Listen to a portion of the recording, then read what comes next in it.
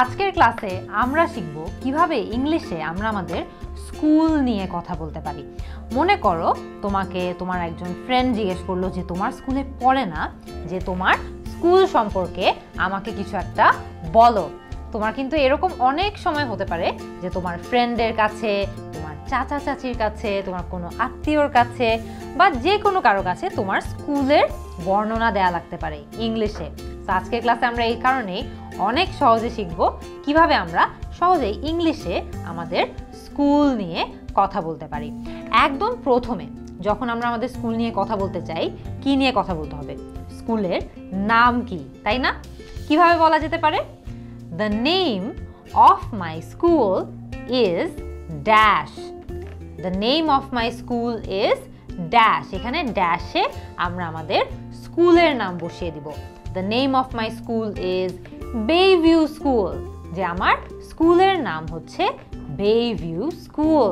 অথবা the name of my school is Greenvale School. আমরা এখানে আমাদের স্কুলের নাম বসিয়ে দিলাম। আমরা কিন্তু সহজেই চাইলে এই বাক্যটাকে আরেকটু অন্যভাবে বলতে পারি। কিভাবে বলতে পারি?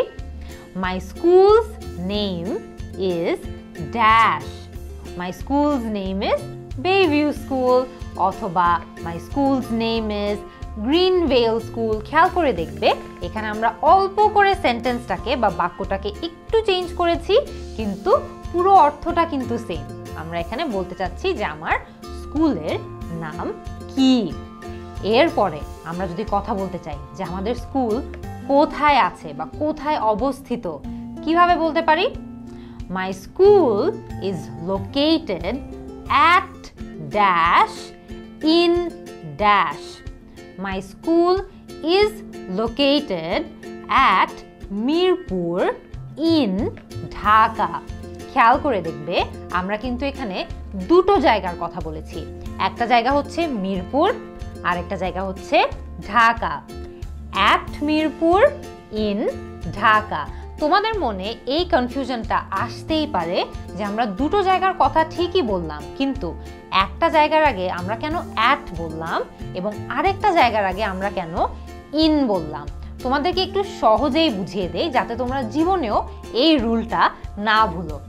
যখনই তোমরা এরকম কোনো সেন্টেন্স বা এরকম কোনো বাক্য ইংলিশে বলবে যেখানে দুটো জায়গা রয়েছে, সেখানে যেই জায়গাটা একদম ছোট ঠিক তোমাদের মতো, সেই জায়গাটার আগে সবসময় at বসবে। সো আমরা এখানে কি বলেছি? at মিরপুর, কারণ মিরপুর একটা ছোট জায়গা, কিন্তু ঢাকা কিন্তু অনেক বড় একটা জায়গা, কারণ ঢাকার মধ্যে অনেকগুলো জায়গা রয়েছে, যেই জায়গার মধ্যে একটি ছোট্ট জায়গা হচ্ছে মিরপুর। তো আমরা এখানে ছোট জায়গাটার আগে at বসিয়েছি, at মিরপুর, এবং বড় জায়গাটার আগে in বসিয়েছি, in Dhaka. My school is at Mirpur, অথবা my school is located at Mirpur in Dhaka. আশা করি তোমরা এই রুলটা কখনোই ভুলবে না। এরপরে মনে করো তোমরা কাউকে বলতে চাচ্ছ যে তোমাদের স্কুলটা তোমাদের বাসার কাছে নাকি দূরে। আমরা কিন্তু লাস্ট একটা ক্লাসে নিয়ার এবং ফার নিয়ে শিখেছিলাম, তাই না? ঠিক ওই শব্দগুলো ব্যবহার করেই কিন্তু তোমরা এখানেও তোমাদের স্কুল তোমাদের বাসার কাছে নাকি বাসার থেকে দূরে এটা নিয়েও কথা বলতে পারো। কিভাবে?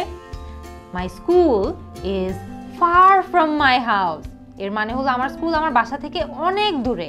অথবা my school is near my house, মানে আমার স্কুল আমার বাসার অনেক কাছে।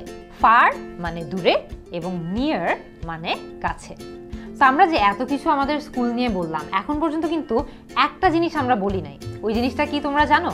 ওই জিনিসটা হচ্ছে আমাদের স্কুল কোন জিনিসের জন্য সবচেয়ে বেশি বিখ্যাত বা কোন জিনিসের জন্য সবচেয়ে বেশি ফেমাস, এটাই কিন্তু আমরা বলিনি। আমরা মনে করো বলতে চাই যে আমাদের স্কুল ডিবেটিং ক্লাবের জন্য অনেক বেশি ফেমাস বা বিখ্যাত। My school is famous in the city for its debating club. এর মানে হলো যে আমাদের শহরে আমাদের স্কুলটা অনেক বেশি বিখ্যাত তাদের ডিবেটিং ক্লাবের জন্য। খেয়াল করে দেখবে এখানে কিন্তু ডিবেটিং ক্লাবের জায়গায় তোমরা অন্য যে কোনো কিছু বসাতে পারো, যেটার কারণে তোমাদের স্কুল বিখ্যাত। My school is famous in the city for its sports club. এর মানে হলো যে আমার স্কুল এই শহরে অনেক বেশি বিখ্যাত তার স্পোর্টস ক্লাবের জন্য। তো আমরা এখানে ডিবেটিং ক্লাবের জন্য বলতে পারি, স্পোর্টস ক্লাবের জন্য বলতে পারি। মূলত এই লাস্ট পার্টটুকুই চেঞ্জ করে নিলে তোমরা কিন্তু তোমাদের স্কুল কি কারণে বিখ্যাত বা কোন কারণে ফেমাস সেটা অনেক সহজে বলে ফেলতে পারবে। এরপরে মনে করো এক একটা স্কুল তো এক একটা সাবজেক্টের জন্য বেস্ট হয়, তাই না? কোনো একটা স্কুল হয়তো বা অঙ্কের জন্য বেস্ট হয়, মানে ওই স্কুলের থেকে অঙ্কের জন্য আর কোনো ভালো স্কুল নেই। কোনো স্কুল ইংলিশের জন্য বেস্ট হয়। তোমার স্কুল কোন সাবজেক্টের জন্য বেস্ট এটা নিয়ে কিন্তু তুমি এখন পর্যন্ত কথা বলোনি। কিভাবে বলতে পারো? মনে করো তোমার স্কুল ম্যাথসের জন্য অনেক বেশি famous. Mathematics is the best subject of this school. এর মানে হলো এই স্কুলের সবচেয়ে বেস্ট সাবজেক্ট বা সবচেয়ে ভালো সাবজেক্ট হচ্ছে ম্যাথমেটিক্স অথবা ম্যাথ। সো আমরা কিন্তু এখানে দিস স্কুল বলেছি, তোমরা চাইলে মাই স্কুলও বলতে পারো। Mathematics is the best subject of my school. এর মানে হলো যে ম্যাথমেটিক্স হচ্ছে আমার স্কুলের সবচেয়ে বেস্ট সাবজেক্ট। আমরা চাইলে এখানে ইংলিশ বলতে পারি, আমরা চাইলে এখানে সায়েন্স বলতে পারি, ফিজিক্স বলতে পারি, কেমিস্ট্রি বলতে পারি।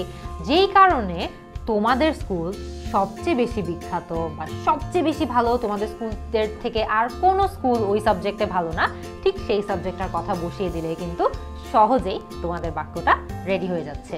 তা আমরা কিন্তু অনেক সহজ একটা ক্লাসের মাধ্যমে আজকে দেখলাম যে কিভাবে আমরা আমাদের স্কুল নিয়েও ইংলিশে অনেক সহজে বর্ণনা দিতে পারি। অনেক সময় কিন্তু আমাদের স্কুলের বর্ণনা দেয়া লাগতে পারে, যেমন আমাদেরকে হয়তো বা বলা হয় স্কুলে একটি এসে লেখার জন্য, বা আমাদেরকে বলা হয় স্কুলে একটি স্পিচ দেওয়ার জন্য, কোনো একটা অনুষ্ঠানে আমাদের হয়তো বা আমাদের স্কুলের বর্ণনা দেয়া লাগতে পারে অন্যদের সামনে। তো সেই সব ধরনের সিচুয়েশনে যাতে করে তোমরা একদম সহজে ইংরেজিতে তোমাদের স্কুল নিয়ে কথা বলতে পারো, সেই কারণে আজকের ক্লাসটা নিয়ে হাজির হয়ে গিয়েছি। আগামী ক্লাসে নতুন আরেকটা টপিক নিয়ে আশা করি তোমাদের সবার সাথে আবারও দেখা হবে। Bye bye.